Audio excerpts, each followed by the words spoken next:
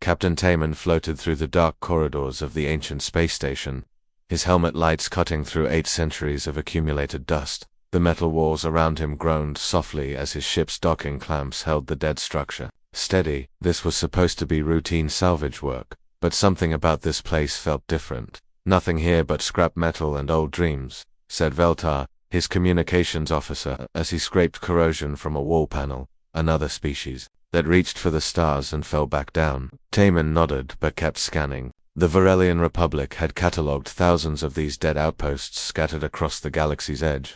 Most belonged to species that had destroyed themselves before achieving true spaceflight. Wars, plagues, environmental collapse. The universe was littered with civilizations that never made it past their home systems. But this station was wrong somehow. The design was too clean, too purposeful. The humans who built this place had understood engineering principles that some current galactic civilizations still struggled with. Yet according to every record in the Republic's databases, humanity had vanished before they even colonized their own moon. "Sir, you need to see this," Veltar called from deeper in the station. Tay-Min pushed off a wall and drifted toward his officer's voice. He found Veltar floating before a massive viewing window that looked out toward the inner galaxy. More specifically, it looked directly toward the Sol system, toward Earth. "The window is positioned perfectly to observe the human home system," Veltar said quietly. This wasn't a research station or a mining platform. This was a watching post. Timon felt his scales ripple with unease. Watching for what? Maybe watching us. They made their way to the station's central computer core. Most of the data storage units had failed over the centuries, but Taman's advanced scanning equipment detected several intact memory banks buried deep in the shielded sections. It took hours to extract the data and run it through the Republic's translation protocols. What they found changed everything. The first files were routine: supply manifests, crew rotations, maintenance schedules, standard operations for any deep space facility. But as Taman dug deeper, the records became more disturbing. Detailed analysis of Vrelian ship designs, complete breakdowns of hegemony military tactics, psychological profiles of major galactic leaders from a dozen different species. "How could they know all this?" Veltar whispered, reading over Taman's shoulder. "These records show they understood our technology better than we do." The files went back centuries, documenting every major war, every political shift, every technological advancement across the entire galactic community. The humans hadn't just been watching, they had been learning, studying, preparing. One file made Taman's blood run cold. It was titled Adaptive Response Protocols and contained detailed plans for human civilization to survive and evolve through various crisis scenarios: planetary bombardment, biological warfare, economic collapse, AI rebellion. Every possible disaster had been anticipated and planned for, but the most chilling section dealt with something called crisis evolution theory. The humans believed that civilizations only achieved their true potential when pushed to the edge of extinction. They had identified patterns in galactic history where species emerged from near-destruction events far more advanced than they had been before. They were planning to use our own conflicts against us, Taman realized. Every war we fought, every mistake we made, they were taking notes. The final accessible file was a personal log from the station commander, a human named Director Park. Her voice, translated through the Republic's systems, sounded calm and confident even across 8 centuries. Phase 1 observation complete. "We have gathered sufficient data on all major galactic civilizations. Their strengths, weaknesses, tactical doctrines, and psychological profiles are now fully documented. The Council has approved initiation of Phase 2 planetary isolation protocols. Earth will now go silent while we prepare for inevitable contact. All observation posts are to be abandoned and their crews recalled. Next authorized contact will occur only when readiness criteria are met." The date stamp was from just days before. Earth's mysterious energy barrier had appeared. Taman stared at the barrier readings on his instruments. That faint energy signature surrounding the Sol system, it had been there for 800 years, deflecting every probe, every communication attempt, every curiosity-driven exploration mission. The galactic community had assumed it was some kind of natural phenomenon or perhaps the last desperate defense of a dying civilization, though he understood the truth. Humanity hadn't died out or destroyed itself like so many other species. They had deliberately cut themselves off from the galaxy to prepare for something 8 centuries of isolation, 8 centuries of planning and building and evolving. Sir Velta's voice was barely a whisper. What do you think they've been doing all this time? Taman looked out the viewing window toward the Sol system, toward that persistent energy barrier that had puzzled galactic scientists for centuries. Somewhere behind that wall, humanity was still alive, still watching, still preparing. I think, he said slowly, we're about to find out. The ancient station continued its silent orbit as the two Varelian officers gathered their evidence. Soon, the galaxy would learn that humanity's silence hadn't been the end of their story. It had been the beginning. Admiral Keshron was having her morning cup of bitter Varelian coffee when the alarms started screaming across the Deep Space Command Center. She had been running these monitoring stations for 30 years, watching the empty spaces between stars for threats that might endanger galactic civilization. In all that time, she had never heard the emergency klaxons sound with such intensity. Report, she barked, rushing to the main tactical display where her officers were frantically working at their stations. Lieutenant J-Ho looked up from his sensor array, his face pale with shock. Admiral, the Sol barrier is gone. It just ... disappeared. Kesh felt her blood chill. The energy field around Earth's solar system had been a constant fixture on navigation charts for 8 centuries. Every spacefarer in the galaxy knew about it, that mysterious wall of energy that kept the human home system sealed away from the rest of the universe. Scientists had studied it, philosophers had debated its meaning, and explorers had tried for generations to penetrate it. Nothing had ever worked. Are you certain? She demanded, moving to check the readings herself. Confirmed, Admiral. Long-range sensors show no trace of the barrier. The Sol system is completely open. Before Keshron could respond, Lieutenant Haj at the communications station jumped up from her chair. Admiral, we're receiving a transmission from the Sol system. It's coming through on every frequency we monitor: military channels, civilian broadcasts, emergency bands, everything. Put it through the main speakers. The bridge fell silent as a calm, clear voice filled the command center. The words came through in perfect Relian, but Keshron could hear similar translations, echoing from other communication stations as the message played simultaneously in dozens of galactic languages. This is Terra Command. We have been monitoring. We are ready.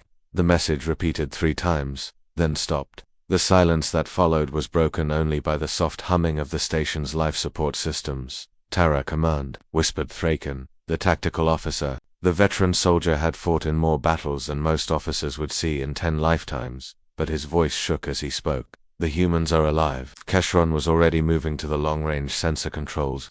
Give me everything we have on the Sol system. Full spectrum analysis. What appeared on the screens made every officer on the bridge gasp in disbelief. Mars, the red desert world that had been lifeless for billions of years, now glowed with the infrared signatures of a living planet. Oceans reflected starlight from its surface, and massive cities sprawled across continents that shouldn't exist. How is this possible? J-Ho asked, his voice barely above a whisper. But Mars was just the beginning. The asteroid belt between Mars and Jupiter had been completely transformed. Instead of scattered rocks drifting in space, the sensors showed a massive industrial complex that stretched across millions of kilometers. Shipyards, manufacturing facilities, and energy collectors formed a ring of civilization that made the greatest construction projects in galactic history look like children's toys. Those facilities are larger than the orbital shipyards above Vrelian Prime, Thraken said, running calculations on his tactical computer. Larger than the hegemony's main fleet bases. How could one species build something like this? Keshron was studying the energy readings from Earth itself. The planet that had once been hidden behind the mysterious barrier now showed power signatures that defied explanation. The energy output was greater than entire star systems, yet it seemed controlled, purposeful, clean. They weren't hiding, she realized aloud. They were building. The implications hit the bridge crew like a physical blow. For 800 years, the galactic community had assumed humanity was extinct. They had become a cautionary tale told. 2 young civilizations, another species that had reached for the stars but fallen back into darkness. Archaeological expeditions had been forbidden because of the barrier, but everyone assumed there was nothing left to find except ruins and bones. Instead, humanity had spent 8 centuries in isolation, transforming their entire solar system into something that made the galaxy's greatest civilizations look primitive. Admiral Hadjin called from her communications station. I'm detecting massive increases in traffic across all military frequencies. Every major power in the galaxy is mobilizing their fleets. Keshran wasn't surprised. The sudden reappearance of humanity would send shockwaves through every government, every military command, every trade federation in known space. Questions would be flying across diplomatic channels. How had they survived? What were their intentions? What kind of technology could accomplish such massive construction projects? But looking at the sensor readings from Sol, Keshran suspected those questions would be answered soon enough.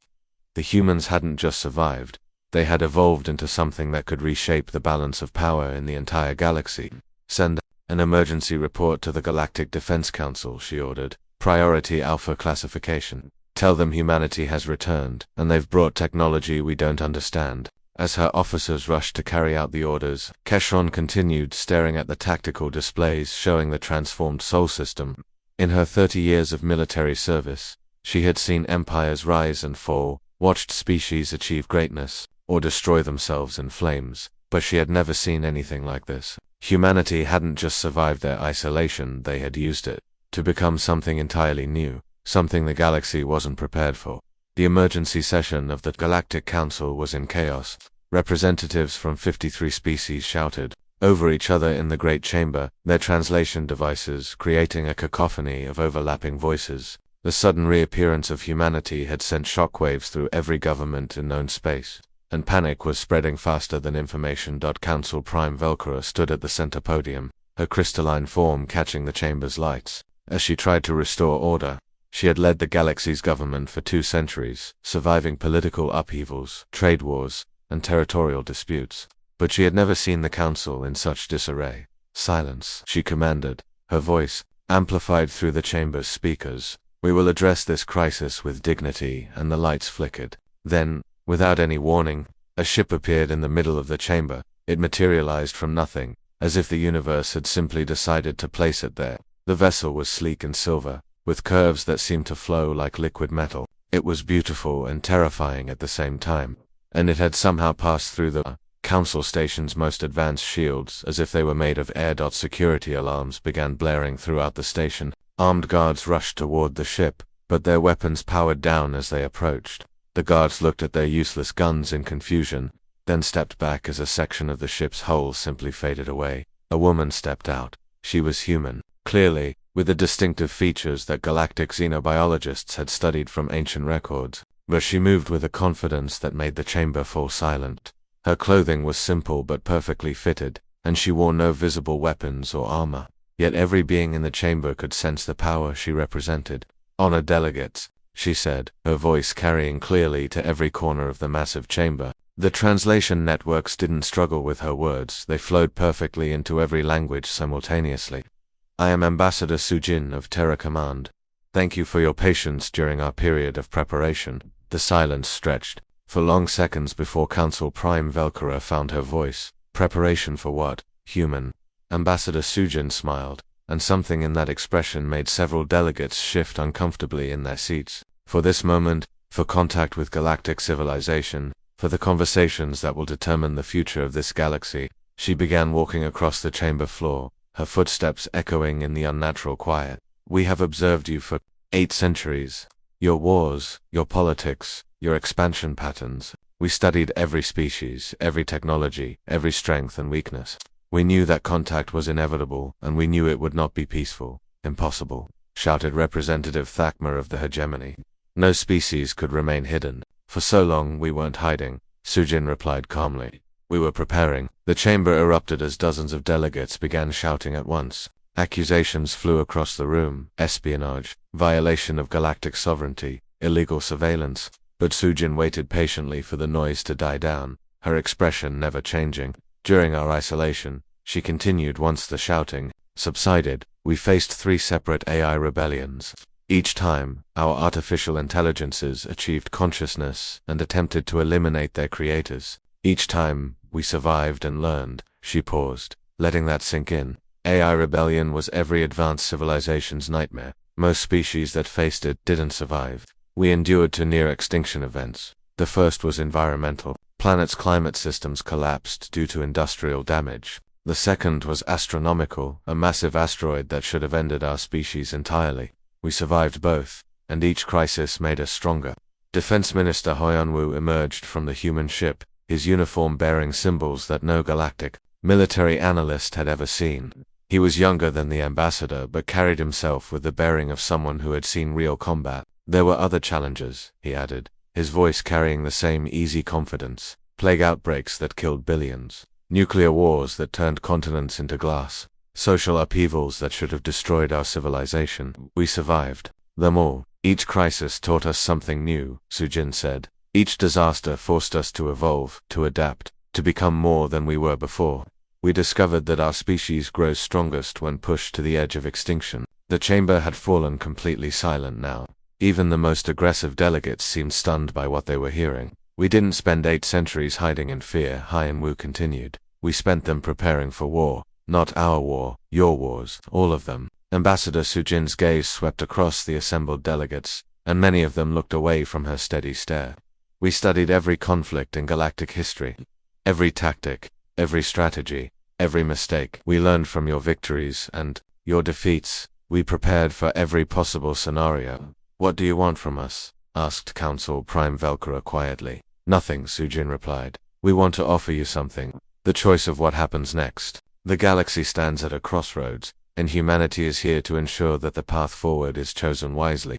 She gestured toward the human ship, where more figures were emerging. Soldiers, scientists, diplomats, all wearing the same confident expressions, of people who knew exactly what they were capable of. The age of unchecked aggression is over, she announced. What we build together from this point forward will determine whether galactic civilization evolves toward cooperation, or whether we must demonstrate why we spent 8 centuries preparing for war.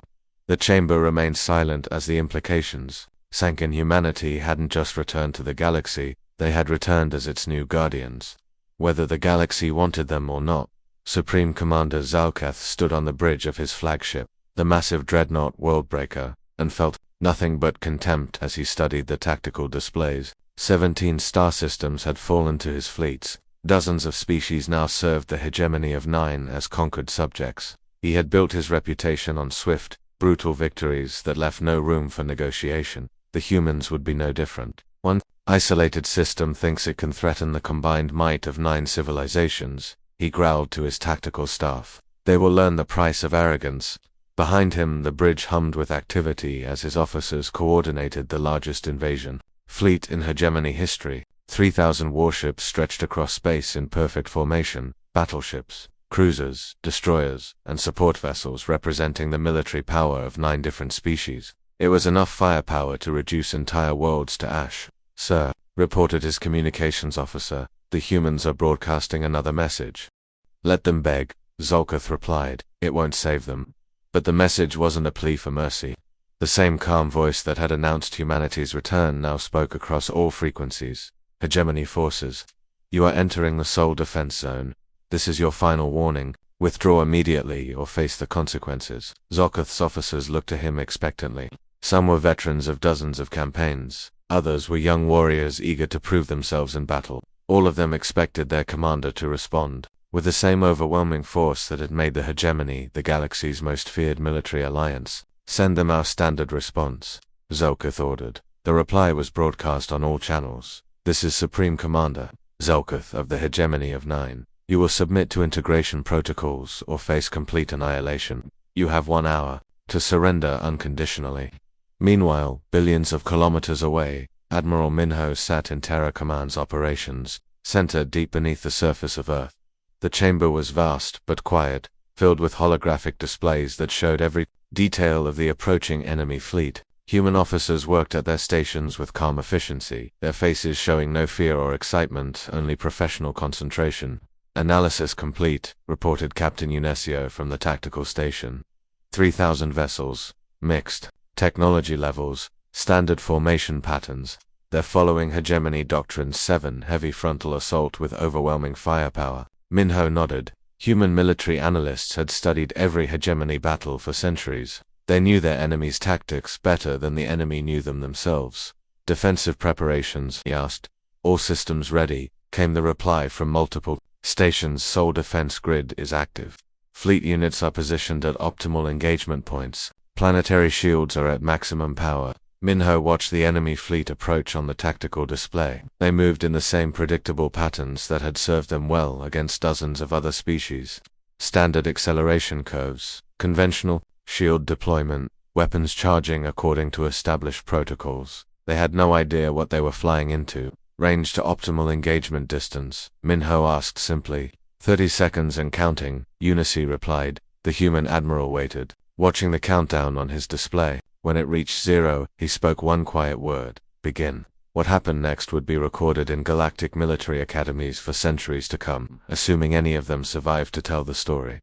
The first sign that something was wrong came when hegemony sensors lost track of the human fleet. One moment, enemy vessels were clearly visible on their screens. The next moment, they had simply vanished. Where did they go? Demanded Zelkoth, staring at the empty tactical displays. His answer came in the form of weapons fire from impossible angles. Human ships appeared behind, above, and below his formations, firing weapons that passed through hegemony shields as if they weren't there. Enemy vessels exploded without warning as energy beams carved through their hulls like hot knives. Through soft butter. Return fire, Zelkoth roared. All ships, return fire.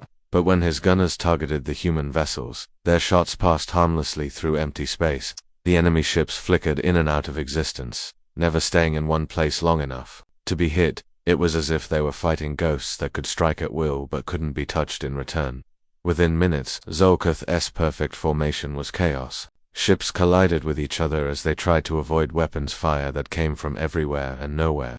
Captains screamed for orders over communication channels filled with static and confusion. How are they doing this? Shouted his tactical officer. Zelkoth had no answer. In 40 years of military service, he had never seen anything like it.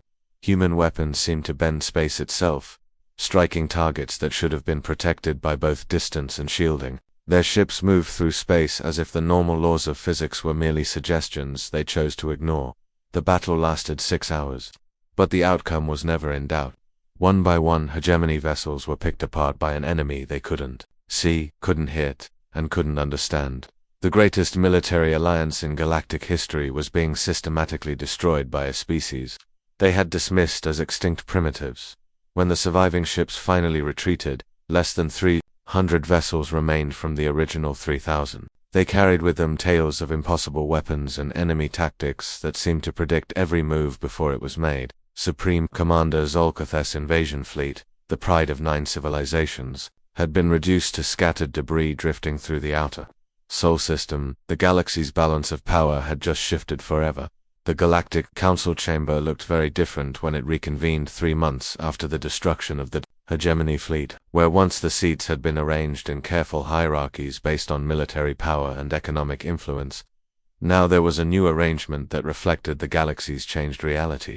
Ambassador Sujin no longer sat in the observer section with representatives from minor species. Instead, she occupied one of the primary seats at the central table, the position reserved for major galactic powers. The transition had happened, without debate or vote. After what humanity had demonstrated at Sol, no one questioned their right to sit among the galaxy's leaders. The purpose of today's session, announced Council Prime Veltkara, is to discuss the establishment of new diplomatic and defensive frameworks in light of recent events. That was how the Council officially referred to the complete annihilation of the galaxy's most powerful military alliance. In private, delegates called it the Sol Massacre, though no one dared use that term in formal sessions. Ambassador Sujin stood to address the chamber, and the room fell silent immediately. Every delegate knew they were listening to a representative of the most powerful civilization the galaxy had ever seen. "We do not seek conquest," she began, her voice carrying clearly to every corner of the vast chamber. "We offer partnership." The words were simple, but their meaning sent ripples of relief through many delegates. Smaller species that had lived in constant fear of hegemony expansion suddenly saw hope for a different future. "To demonstrate our intentions," Sujin continued, "we wish to share certain technological advances that we believe will benefit all civilizations." What followed was a presentation that left the assembled delegates speechless. Human medical technology that could extend lifespans by centuries, curing diseases that had plagued species for millennia, agricultural systems that could grow food in any environment, ending hunger on worlds that had struggled with famine for generations, energy production methods that were clean, unlimited, and could be adapted to any planetary system. Representative Kothon of the Varelian Republic was the first to find his voice. These advances, they could transform our entire civilization. What do you want in return? Nothing, Sujin replied simply. We offer these gifts freely to any species that commits to peaceful development and cooperation with their neighbors. But when delegates began asking about humanity's military technology, the weapons that had so easily destroyed the hegemony fleet, Sujin's expression became more guarded. Our defensive capabilities will remain under human control, she said firmly. We have learned from galactic history that military technology shared freely often becomes the foundation for new conflicts. Before any delegate could object, a new voice filled the chamber. The holographic image of President Genet appeared above the central table, broadcast from Earth via quantum communication that operated faster than any galactic technology could achieve. Honored delegates, President Genet said, I speak to you from the world that gave birth to humanity. For 8 centuries, we watched your civilizations rise and fall through endless cycles of aggression and expansion. We chose a different path. The president was elderly, her hair white with age, but her voice carried the strength of someone who had lived through humanity's greatest challenges and emerged stronger. We could have emerged from isolation as conquerors, she continued. Our technology would have made such conquest simple. Instead, we choose to offer ourselves as guardians, protectors of those who seek peace, and barriers against those who would spread war. Within weeks of that session, the Terran Protectorate was formally established.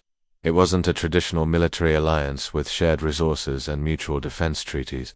Instead, it was something entirely new, a protective umbrella under which smaller civilizations could develop without fear of aggressive neighbors. Dozens of species signed up immediately. Worlds that had paid tribute to the hegemony for generations suddenly found themselves free to pursue their own development. Species that had been forced to militarize their entire societies could now redirect their resources toward art, science, and exploration. The Protectorate's terms were simple.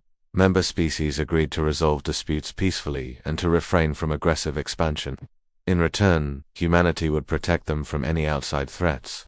It was an offer that most smaller civilizations couldn't refuse, but the galaxy's remaining military powers watched these developments with growing concern. The Vrelian Republic, the Crystalline Confederacy, and other major civilizations suddenly found themselves in a universe where their military strength meant far less than it had before. In the final council session of the year, Ambassador Su delivered what many would later call the most important speech in galactic history. We spent 800 years learning from your mistakes, she told the assembled delegates. We watched empires built on conquest collapse under their own weight. We saw species destroy themselves through endless warfare. We observed the cycles of aggression that have defined galactic civilization for millennia. She paused, her gaze sweeping across the chamber to meet the eyes of representatives from every major power. The age of unchecked conquest ends today, she continued. What we build together from this point forward will determine whether galactic civilization evolves toward cooperation or whether we must demonstrate again why we spent so long preparing for war. The chamber fell into complete silence as the implications of her words sank in. Every delegate understood what they had just heard. Humanity wasn't asking for permission to reshape galactic civilization. They were announcing that the reshaping had already begun. Earth's long silence was over, and the galaxy would never be the same again.